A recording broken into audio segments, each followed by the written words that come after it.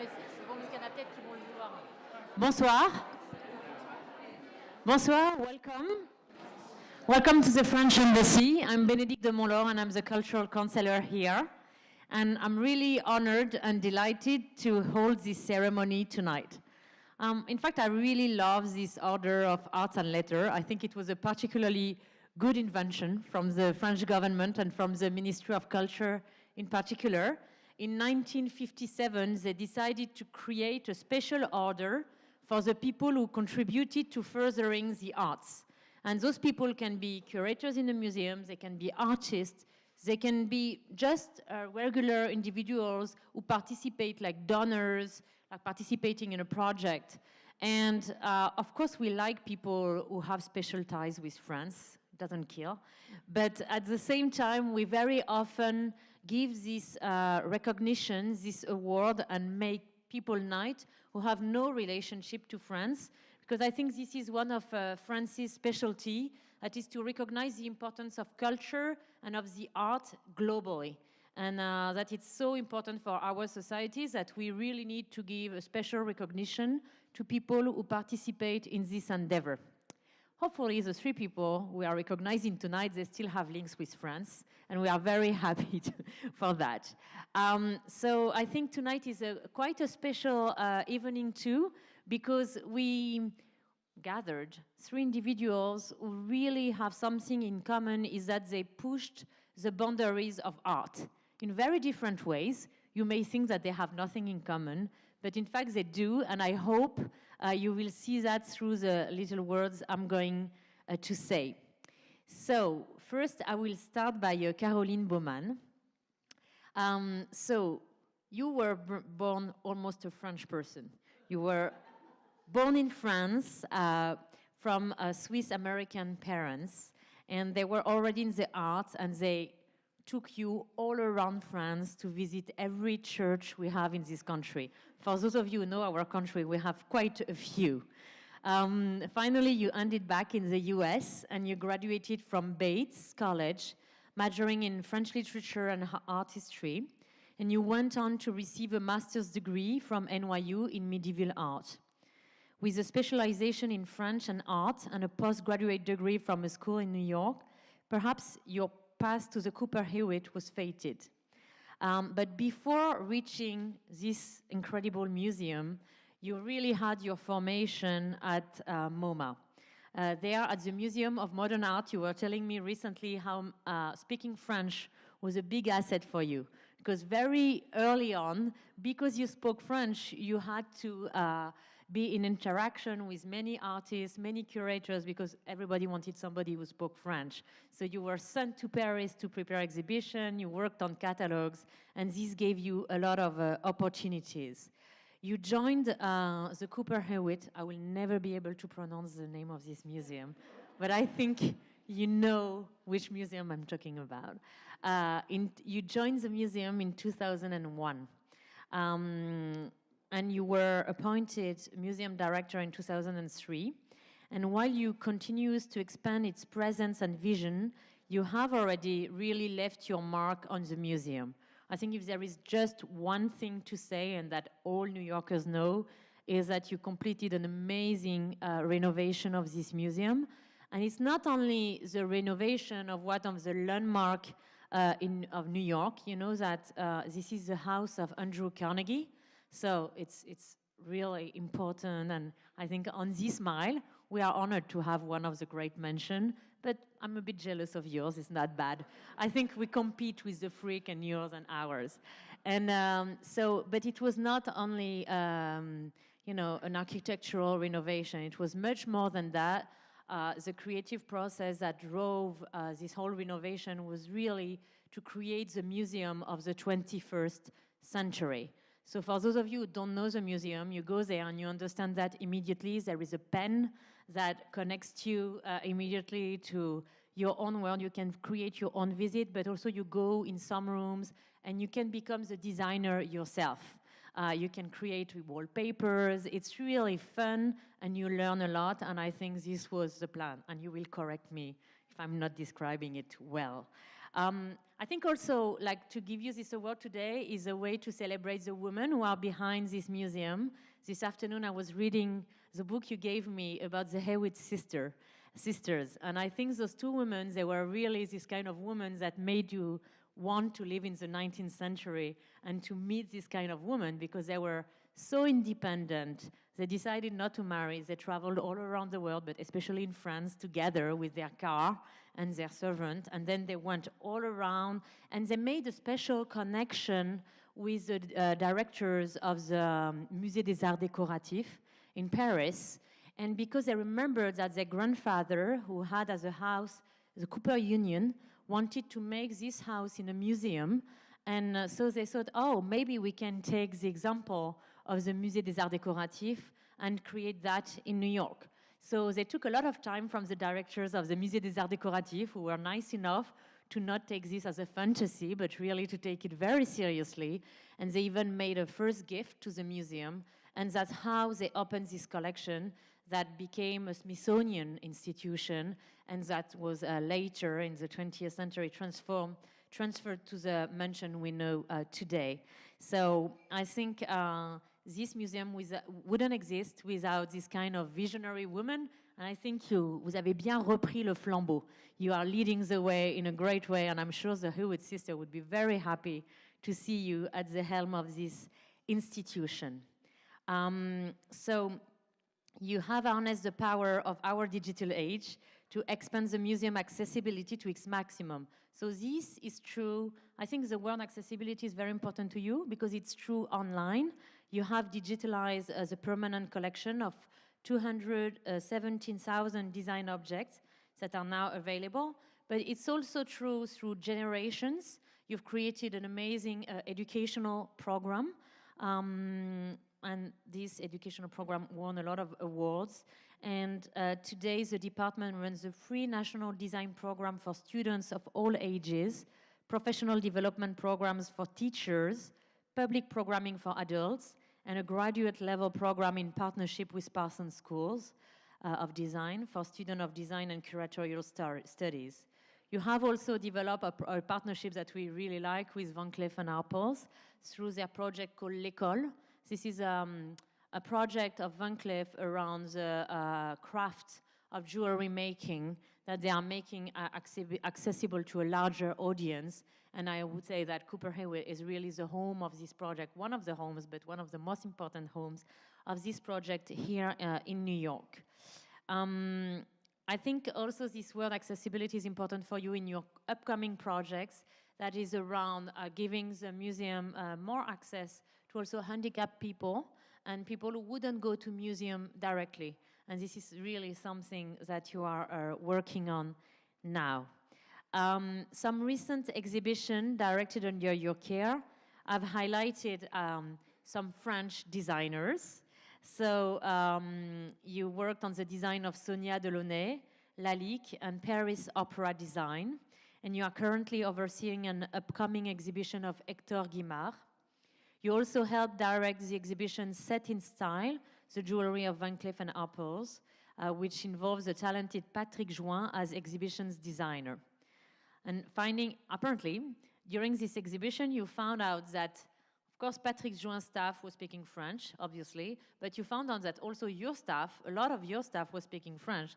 Finally, the whole exhibition was conducted between the two staffs in French. Another thing that we really like, obviously. So you have enriched the museum vision by making global partnerships, and you have collaborated a lot with us, your great partner of the cultural services of the French embassies. We've launched 3 years ago a program called We Design that aims to support exhibitions, support talks, help programs between French schools of design and American schools of design. And inside this program, I think Valérie Maltaverne is here. She has a great design company called Imer Malta, and she came to give a talk within this framework at the Cooper Hewitt. This year, you're also participating in our young audience festival called the Tilt Skills Festival. And you're going to host in a few days, in fact, Lettering Lab, which is a workshop for children led by Lebanese-Canadian designer and professor Diane Michael, exploring the Arabic and Latin alphabets. So your work is, of course, not limited to the Cooper Hewitt. You are active in the art world. You served as a panelist for the 2017 US Pavilion at the Venice Architecture Biennale, and are a member of the Applied Arts and Design Museum Network, the Royal College of Art USA Board, the NYC by Design Steering Committee, the Dwell on Design New York Advisory Board, and an honorary committee members for Salon A+ Art Plus Design. And I'm sure the list is longer, because apparently everybody involving design wants to work with you. Your devotion and appreciation of French culture goes also beyond your work at Cooper Hewitt. Apparently, some of your French friends called you a true Parisian. And this is, very hardly deserved by a Parisian. And but the truth is that whenever I see you, you look much more like a French woman than I do. So I think you deserve this compliment. I understand you also follow this Francophile and Francophone path with your kid, and that you are already trailing him along the paths and churches of France. So thank you so much for everything that you've done, especially for making art and design accessible to a larger number of people. Thank you also for promoting this heritage, the French one, but broadly the international one of design. And for all those achievements, it's really my pleasure to present you with this award tonight.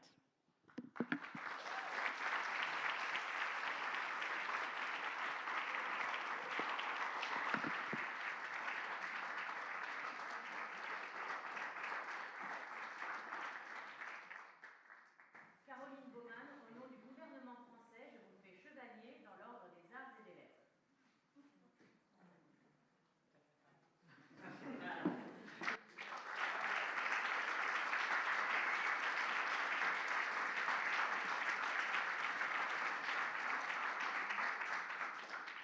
Merci Bénédicte pour...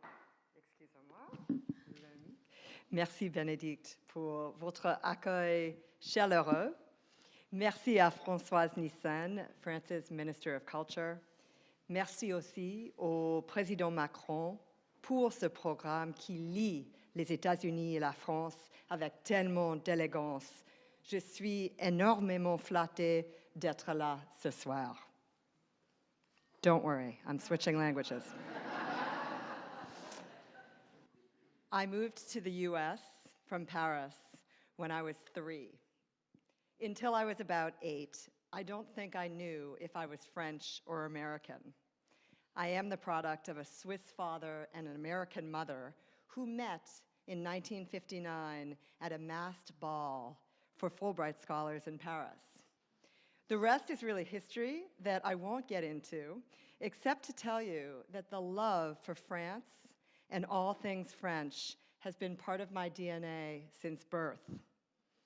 I remember listening with fascination when my parents talked about their home project of carving and gilding a barometer based on 18th century craft techniques.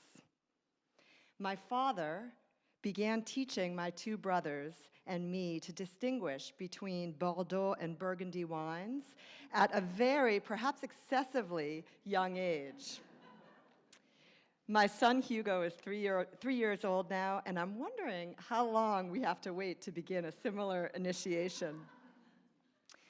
Since my father was a professor, starting in the 1970s, my family spent 3 months every summer nestled in the forests of the Côte d'Azur, with dinner of bouillabaisse and plenty of pommes frites, followed by a round of nighttime mini-golf. These summers are etched in my mind, the beauty of the land, the pristine beaches, and being surrounded by family, including my Parisian grandmother, who only spoke French and had a succession of ornery French poodles that were always being put through laborious training exercises. My grandmother, of course, never failed to walk her dogs in the most stylish outfits and high patent leather heels. Our summers included ambitious adventures roaming around France, always directed by our green Michelin guide. And I have wonderful memories of racing the tide at Mont-Saint-Michel and absorbing historic details about the walled city of Carcassonne, which fueled my eventual studies in Romanesque art and architecture. And our home north of Boston, as my brother Philippe, who is here tonight, can confirm, was very much the town's French home, with goûter at 3 in the afternoon and madeleine baked by my mother, and huge posters of French Romanesque architectural details lining our halls.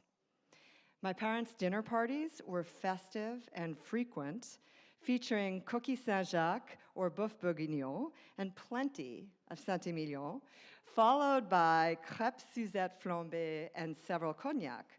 I still remember one occasion when a particularly slippery crêpe left a burn hole in the oriental rug.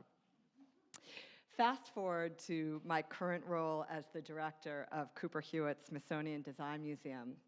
I'm carrying on the mission of Sarah and Eleanor Hewitt, who established the museum in 1897 for the study of design and the appreciation of the decorative arts.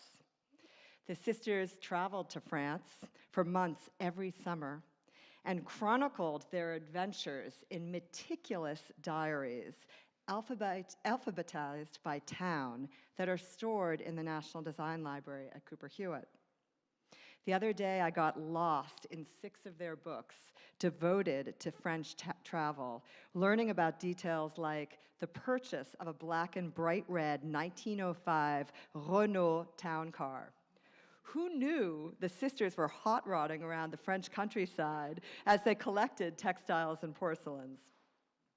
Their dreams for Cooper Hewitt were very much modeled on the Musée des Arts Décoratifs, and today we honor their pioneering work with the permanent collection display on the 2nd floor, with selections from over 35,000 French design objects, stunning Sèvres porcelain, a substantial collection of Moustier faience, Réveillon wallpaper, outstanding 18th and 19th century staircase models. The list goes on and on.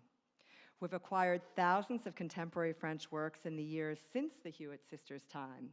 Some of my favorites are visionary graphic works by Philippe Apalogue and playful textiles and products designed by the Borlec brothers.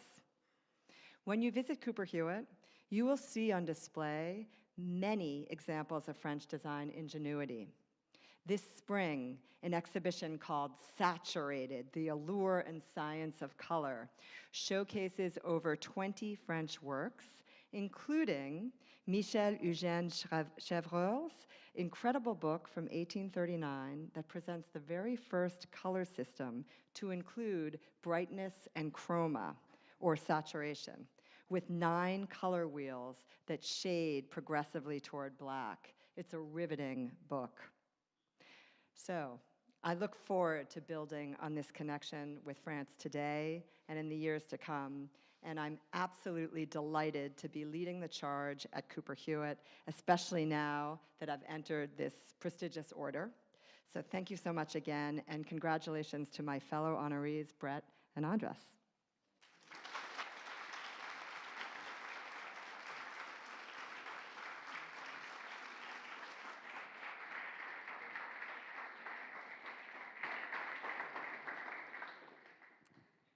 So let me now turn to Brett Littman. So Brett, you were not born in France. You are a total New Yorker. You were born in Brooklyn, and you have always been a New Yorker. You told me that you had the chance, in fact, to have a father who was a photographer, and they took you everywhere in all the museums in the city. You had the chance to enjoy Studio 54. We are all jealous for that.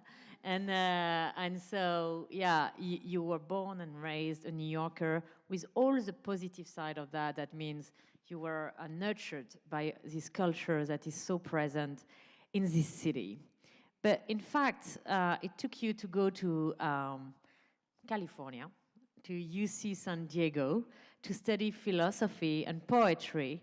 And there you really became a Francophile. You were one of the victims of French theory.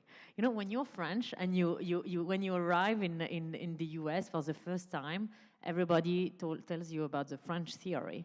And in fact, you don't know what it is because everything is French theory in France. And but it's the beauty of Americans that they marketed this movement of intellectuals as French theory, and it was so powerful here. So you drove hours every week to attend lectures by Baudrillard and Derrida. And from them on, you remained a Francophile. But yeah, you studied philosophy and poetry, and I think this is what makes you such a good expert on art. Here we love philosophy. We organize, I think it's a very French thing, and we are expected for that. We are recognized for that. We organize nights of philosophies that gather thousands of people, which is quite amazing. But because everybody has a kind of thirst for ideas and philosophy today. And I think your parcours, your career, exemplifies very well how, you know, once you have a strong philosophical background, you can expand in all the different media. So out of college, you started working on film, you directed movies, and everything seemed possible at that time. But because you were also an adventurer, you changed disciplines, and you moved to the Brooklyn Center for Performing Arts, and then you became the Associate Director and Development Director for Urban Glass. In 2001, you began serving as the co-executive director at Dieudonné Paper Mill, a workspace and gallery. You arrived at MoMA PS1 in 2003 to serve as its deputy director. And in each position, you gained enormous experience through realizing the institution vision and applying it in ways that audiences could tangibly experience.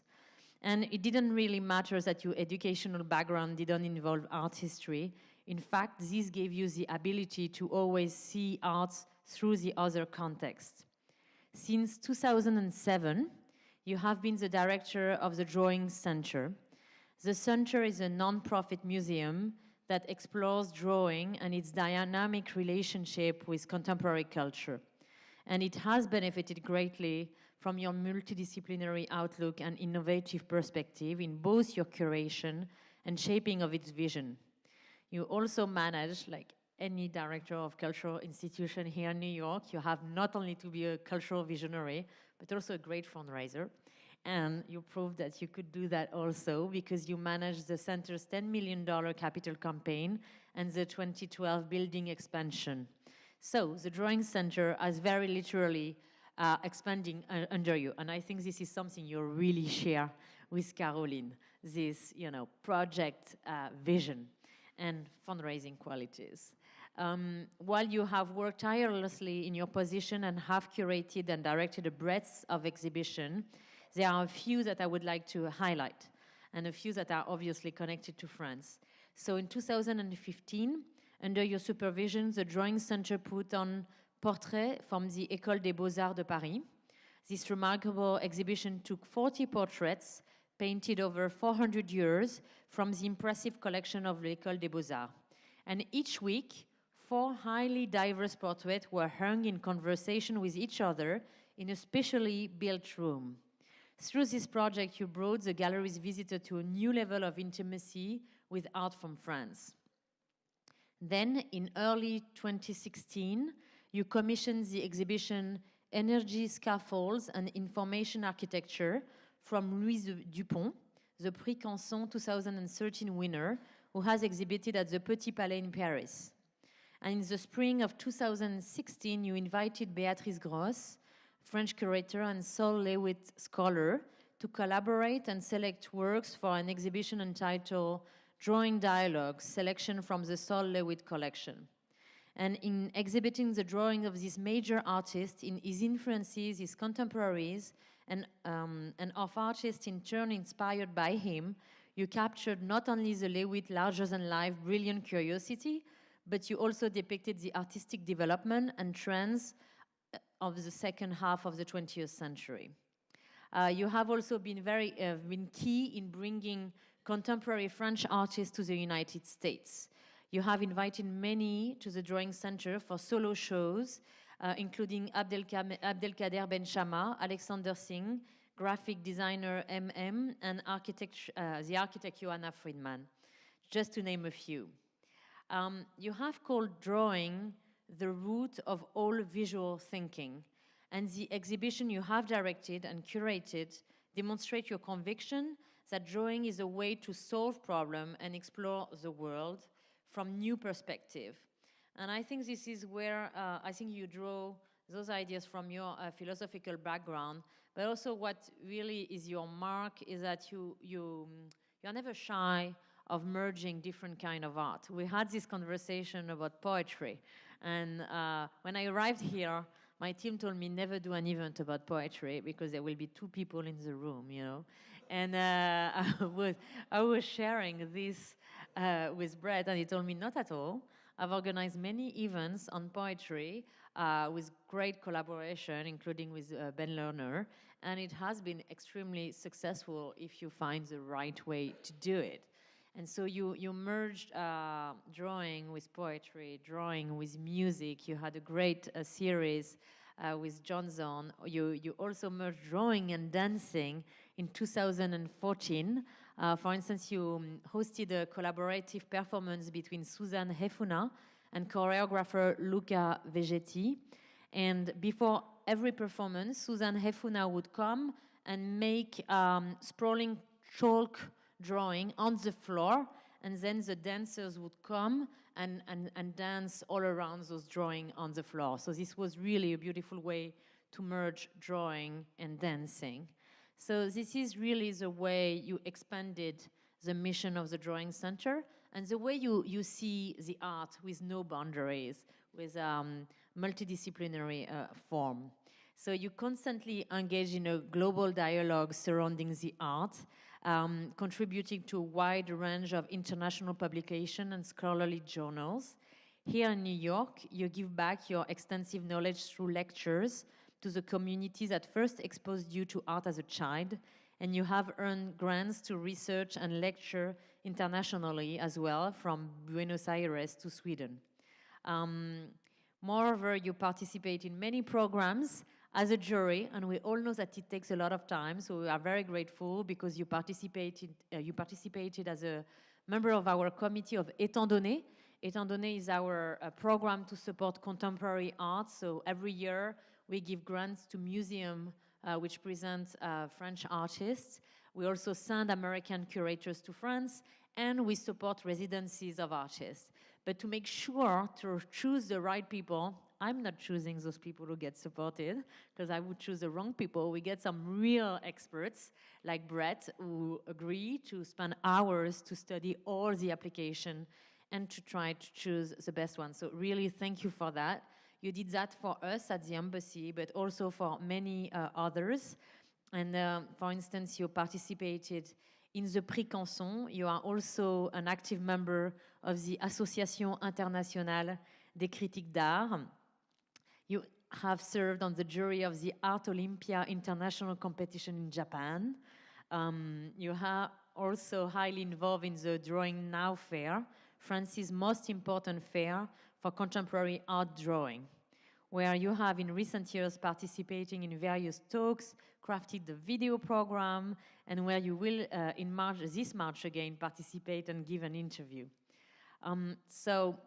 Thank you so much for all of that, for crafting all those amazing shows. I know that at the drawing centers they are very sad to see you leave. We are sad, but quite happy too, because in fact, you are leaving to another institution that is a great partner for us, the Noguchi Museum. So I guess all the New Yorkers here know about the Noguchi Museum, which is really one of the hidden, not that hidden, but quite hidden gem in New York. And last year we had a fantastic Robert Stadler exhibition in design. So it's a great partner in our We Design program too. And this year we have a Valérie Maltaverne show. So this is another link until January at the Noguchi Museum. So we'll be very, very happy to continue our collaboration with you at the Noguchi Museum once you're there. So for your outstanding contributions to the art in your exploration of drawing as a multidisciplinary medium, and for your promotion of French and international artists in the United States, it's really my pleasure to present you with this award and to make you a Knight in the Order of the Arts and Letters.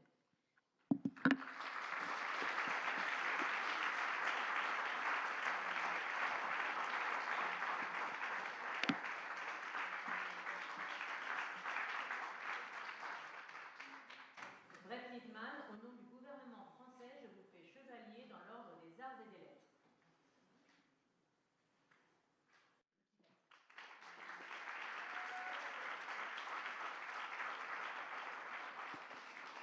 Thank you.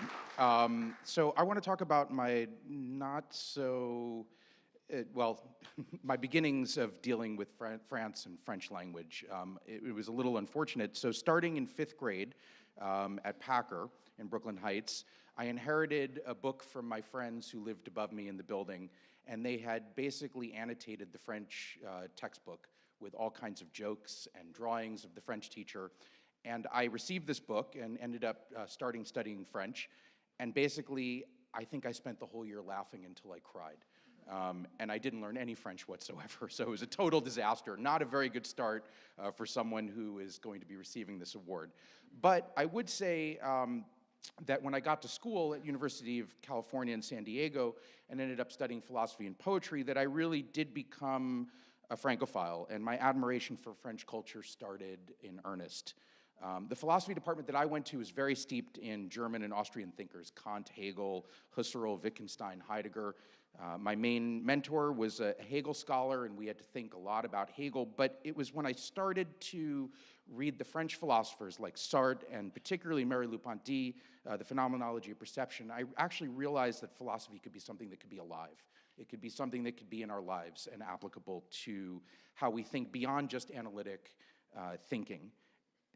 I then ended up starting to read a very winding path of French thinkers, much to the dismay of my main mentor, Bob Pippin, who basically said if I read Bataille, I'd ruin my mind. But I felt that in order to kind of balance out reading Hegel, that Bataille would be a good thing to read. I read Rancière, Deleuze, Levinas, Badiou, Foucault. Derrida was teaching at UC Irvine. I remember we went up there quite a bit in 1998 and 1999 to hear his lectures. Jean Baudrillard had just come out with America in 1986, and he was doing tours of Southern California and doing readings. And I remember him passing through UCSD several times between 1986 and 1990. And in particular, the one thing that I remember is there was a huge argument because he demanded that he smoke inside of the lecture hall, which the school was absolutely, totally against. And I think they almost threw him out, but there was some intervention that allowed him to smoke and lecture at the same time. On the poetry side, I had some really great mentors, Jerome Rothenberg, David Anton, Ray Armentrout, and they introduced me to the works of Edmond Gebez, Mallarmé, Francois Ponge, whose poem about a sea sponge is really one of my favorites. As well, we read Henry Michaud. I also read Artaud, Jari's Ubu plays. I think I had to do a semiotic analysis of a Maupassant novel that was pretty hellish to do. And we read Georges Perec, Alain Robbe-Grillet, Camus, and actually a book that I still read quite a bit is Raymond Queneau's Elements of Style. It's a wonderful book and a kind of multi-look at one incident over time. I was also fortunate because UCSD strangely became this kind of hotbed of French thinking, French theory, to sit through J.P. Garan's film classes that he was teaching there. He was a great French cinematographer for Godard and also a great documentary filmmaker in his own right. I remember one quote that he had that said, "History only happens at night." I still think about that. That's a great quote. In his class, we watched a lot of movies by Truffaut, Godard, Claire Denis. I remember the Fantastic Planet, which I had seen for the first time, Varda, Cocteau, Romer. And so in retrospect, I would say that the formative intellectual experiences in college were mostly French. I mean, related to poetry, literature, film, and philosophy. And probably today that forms the basis of a lot of thinking that I still do. I don't know whether or not the French theory world is still as active in the university system, but for me, it really opened up a lot of doors, both mentally and intellectually, to think in a different way, and also to think in a way that I felt was very much engaged again with life. Over the past 26 years since I left school, I've had the opportunity to visit France probably around 20 to 30 times. My first trip to Paris as an adult was in 1994, so fairly late. And I was actually introduced at that time to Roland Topor and Yüksel Arslan, a Turkish artist who had been living in France since 1958. And I ended up doing a show of Yüksel's work at the Drawing Center in 2008. It was the first show that he had had probably in about 17 years, and that show led to a show in Zurich, and that actually led to him being in the Venice Biennale that Massimiliano curated, which was a very powerful moment to see his work there. Over the last 11 years at the Drawing Center, I've done a lot of exhibitions in conjunction with French institutions. Probably one of the most important was the work of Yannis Xenakis, although Greek-born, was living in France for many years and working for Le Corbusier. That I had met Xenakis actually also at UCSD. He was a performer there in residence. And I remember he did a performance at the Salk Institute of kites flying in the air attached to computers with about 80 speakers, surround sound, kind of a cloud of sound. It was really one of the most profound things I'd ever seen. And I found out that the archive was at the Bibliothèque Nationale, and we ended up doing a show of about 100 documents from the archive, and it was the first time really that anyone had looked at Xenakis' work in graphic terms. I did a show with the École des Beaux-Arts in Paris, a show about 400 years of portrait drawing, a kind of genre of art, to be frank, that I was confused by, and I wanted to use that exhibition to really understand why artists do draw portraits and what portraits can tell us. I took a fairly rigorous material culture approach to that show, and again, took only 4 drawings each week to show them in a small room to kind of create intimate looking. I've been on many juries in France. I've lectured in France at museums and institutions and art fairs. I've been a board member of Étant Donné, and I hope a friend and advisor to the French Embassy and the cultural councils here in New York. I must say that getting the Chevalier is really one of the highlights of my career. It's an incredible feeling to be recognized by a country that has actually given me so much on a personal, intellectual level. I am very grateful to the team here, Rima, Bénédicte, Armel, who's here as well, and Darthi, who I've worked with throughout the years. And I would say that one of the things that I've had to realize after receiving the Chevalier is I think this is the year I really need to learn how to speak French and read French. So if anyone is giving private lessons, could you please come and see me after the reception? I think I need to sign up right now. So thank you.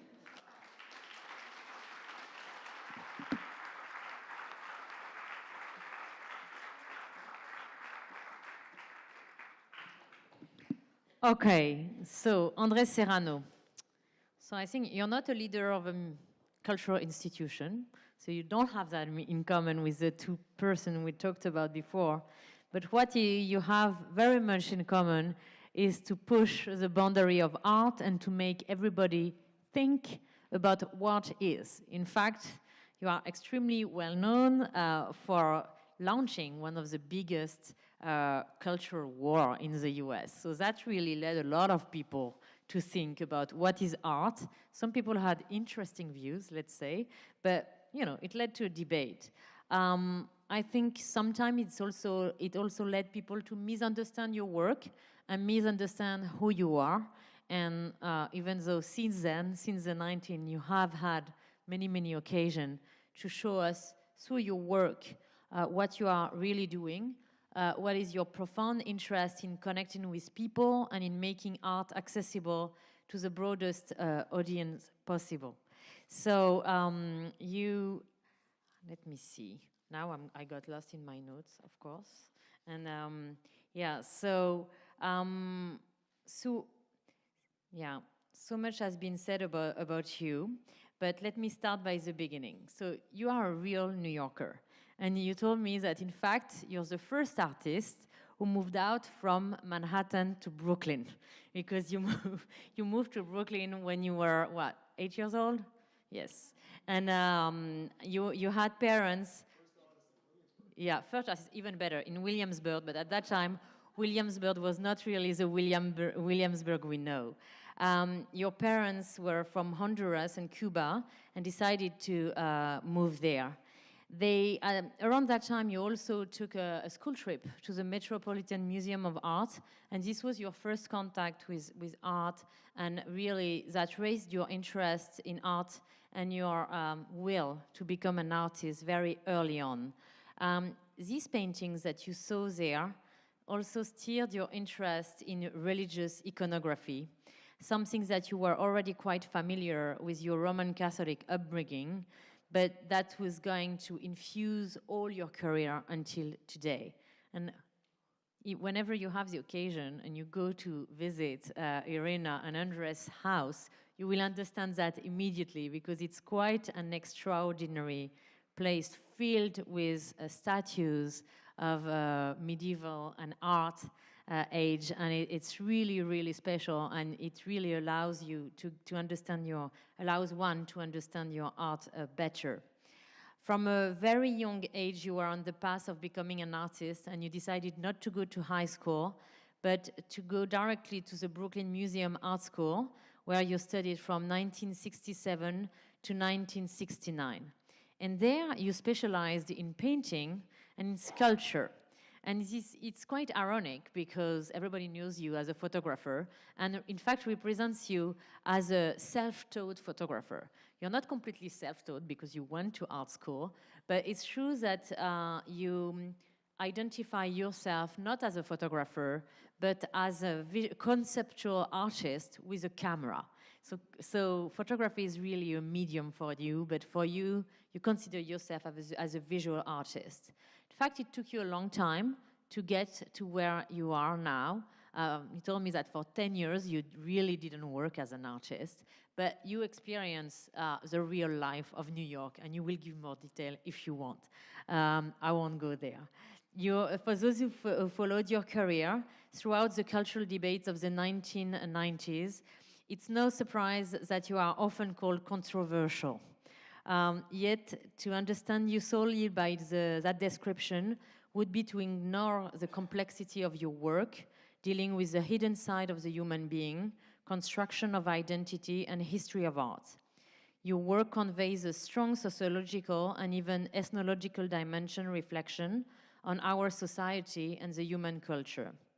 Your work is very complex, in part because of the way that you approach photography as a medium. Your first professional experience came from working as an assistant art director at an advertising firm, where you became familiar with the camera. In the early 1980s, you began creating tableaux, which including not only religious iconography, but also dead animals and raw meat. These tableaux were not only inspired by surrealism, but also by your desire to explore your unresolved feeling about your Catholic upbringing and your relationship with God. We talked about that a lot, and you were saying that, yes, you are Catholic, but there is an ambivalence, like any artist feels towards religion. In pursuing your own questions about photography and art, what it is and what it should be, you have in turn confronted your audience with questions about what they consider beautiful.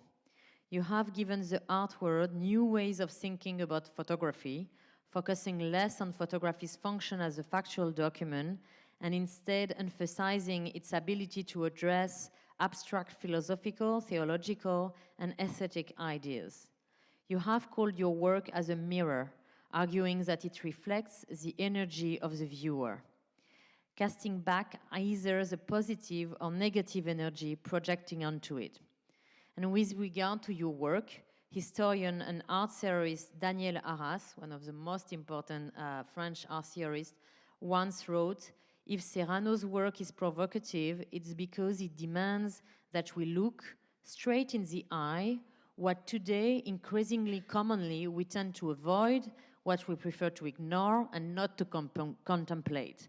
And whenever you look and you see Andres Serrano's work, it's impossible to ignore or to avoid. And this is really one of the points of your work. While you have produced many, many series, I wanted to mention one that captures the deep integrity with which you approach your art. Your series Nomads, which was produced in 1990 and marks your increasing interest in creating images of marginalized people. You were saying that you really like revealing and capturing the dignity of people in the street. This is one of your calling. You have a deep attachment to those people who we don't look. And thanks to your work and to your camera, you put the focus on them and you reveal all the dignity they have. And this is really, really obvious in this work. So in the winter of 1990, you visited several subway stops between midnight and 5 a.m. with your friend Michael Culture and an assistant, and you paid some of the people you encountered on site to pose for 10 minutes. And this is a subject that you would return to again in 2014 with Residents of New York, a series of over 85 large format portraits of men and women living in New York streets, where were then installed around the city on phone booths or on the outside of the West 4th Street subway station. These portraits were created with meticulous attention to detail, and you capture the dignity of each individual your portrait. And you are also saying the other day that you like making those portraits of people in the street because they have more weight, more density, more character, and that very simply you can relate to them as a person. And this is something that really is obvious also when you look at those works of art. By 1990, your works were received with steady recognition, and you began being exhibited around the world. You have been invited to prestigious museums and exhibitions, such as the Whitney Museum of American Art in New York and the 1993 Venice Biennale. And your art has been displayed in galleries and museums across Europe and the United States. But you have built a special relationship to France. You told me that you have visited our country more than 100 times. I think this relationship was very much built on the very strong relationship with your gallerist, Yvon Lambert, who really pushed your work, presented it in France. Many of your work are still at his foundation in Avignon, where I've discovered your work for the first time. So I was one of the lucky ones who benefited from his vision. Today, you are represented by the gallery Nathalie Obadia, who is with us somewhere. She's here. And she's also a great defender, and I know that she has a great relationship with you, and she's really amazing at promoting your work in France too. There was this amazing exhibition very recently dans le musée de la ville de Paris, the Petit Palais. Many of your works remain in Avignon, but in Paris, la Maison Européenne de la Photographie celebrated you in the late 2016 by featuring an extensive exhibition of your work from some of your most famous series. And you've somewhat humorously claimed, I'm known in America as a controversial artist, but in Europe, I'm only and simply known as André Serrano, which in fact you prefer. But it is clear that your enduring fame, both in the US and Europe, is a result not of mere controversy, but of the quality of your work and the difficult question it provokes. As an artist, you have made incisive contribution to some of the most pressing issues of the past several decades. Genuine historian of our era, you are curious, well-read, and your work evokes your carefully considered thoughts and inspiration. You have done the critical job of the contemporary artist by confronting your audience with questions that sometimes they were not able to ask themselves. So for all of these reasons and for your amazing artistry, it's really my pleasure to present you with this award tonight. Thank you.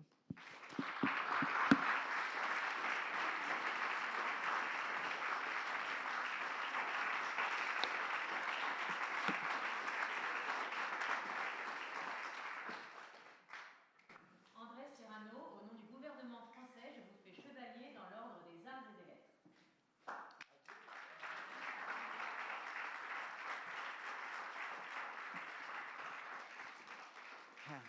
Thank you so much for that. Before I start, though, I want to say something about my mother. You know, who you call Cuban. My mother was born in Key West, Florida during the Depression. And even though she was raised in Cuba, she came back to the States in the late 40s. You know, I feel like, you know, she's not a Cuban, she's an American. And how long must a person live and die in a country before they're recognized as an American? It's a very touchy question for me all my life to say my parents were born, or that I was born in Honduras or Cuba or Jamaica, Puerto Rico, Haiti. I mean, they never stop. They can't say he's a New York artist born in New York City. And they also have to bring up your past, you know, your father, your mother's heritage. We're all immigrants, but my mother was not an immigrant. She was an American. Having said that, yes, I've been to France over 100 times, and I'm happy to say I speak no French. I like to keep true to my New York roots. But thanks to Yvonne Lambert, and who put me on the map in France, and Nathalie Obadia, who's kept me there, France has been very, very good to me. And I'm very happy, ecstatic with this award, because you know, I've always said, I once told a friend, I felt like a king without a kingdom, and now I'm a knight, and that's even better. So I want to be known as the Black Knight. But I also want to thank my wife, Irina, also all the collectors here, and especially in France, who supported me and, you know, have seen me through good times and rough times. So thank you. I thank everyone here. You know, last night I was watching the Academy Awards, and they said, you know, if you go over your time, there's this character who's going to come out, and he's going to say, "Get out, get out." So I don't want that guy to come out. Thank you.